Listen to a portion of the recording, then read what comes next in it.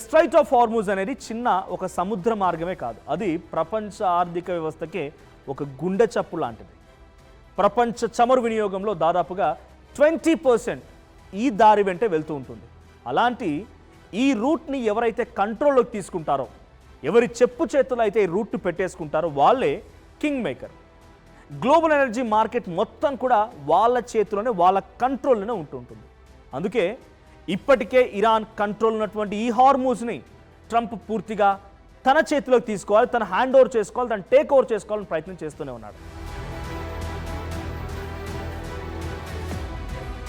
ఇక యుద్ధం గెలవాలంటే కేవలం మిలిటరీ పవర్ ఉంటే సరిపోదు, మనీ కూడా కావాలి. పర్షియన్ కంట్రీ అయిన ఇరాన్ ఆయిల్ ఎక్స్పోర్ట్స్ పైనే ఆధారపడుతూ ఉంటుంది.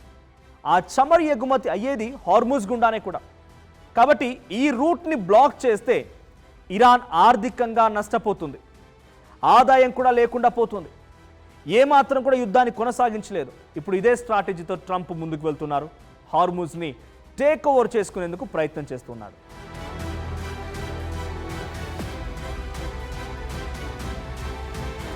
తమ ఆర్థిక వ్యవస్థను దెబ్బతీస్తూ ఉంటే చూస్తూ ఖాళీగా కూర్చోమని యుఎస్కి ఇరాన్ కూడా కౌంటర్ ఇస్తోంది.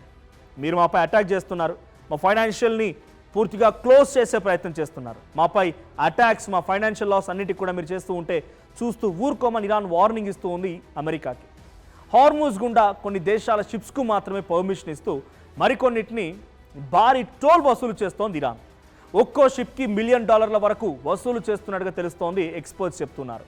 ఇరాన్ ఇండియాకి అనుమతించింది, రష్యాకి అనుమతించింది షిప్స్ తీసుకెళ్ళడానికి, చైనాకి అనుమతించింది, మలేషియాకి అనుమతించింది, పాకిస్తాన్ కూడా అనుమతించింది తమ నౌకల్ని ఈ దారి వెంట సేఫ్గా తీసుకెళ్ళడానికి. మరికొన్ని షిప్స్ దగ్గర నుంచి టోల్ ట్యాక్స్ వసూలు చేస్తుందంటే కమిషన్ వసూలు చేస్తోంది.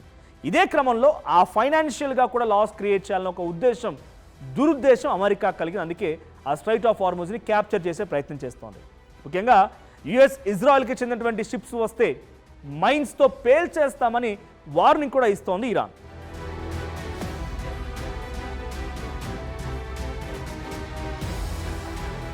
ఇక్కడే అమెరికా ఇంకో ప్లాన్ కూడా వేసింది. హార్మూజ్ని కంట్రోల్లోకి తీసుకొని, హార్మూజ్ని స్వాధీనం చేసుకొని యుఎస్ నేవీకి ట్రంప్ ఈ కీలక ఆదేశాన్ని జారీ చేశారు. ఆ తర్వాత ఫైనాన్షియల్గా ఇరాన్ని లాస్ చేయాలి, ఫైనాన్షియల్గా పూర్తిగా సమస్యలోకి నెట్టేయాలని చెప్పి ఇరాన్ పైన పెద్ద స్కెచ్ వేసుకొని కూర్చున్నాడు డొనాల్డ్ ట్రంప్. ఇక హార్మూజ్లోకి వెళ్ళేటువంటి ప్రతి నౌకలని కూడా చెకింగ్ చేయాలని చెప్పి డొనాల్డ్ ట్రంప్ ఆదేశించారట తన నేవీకి.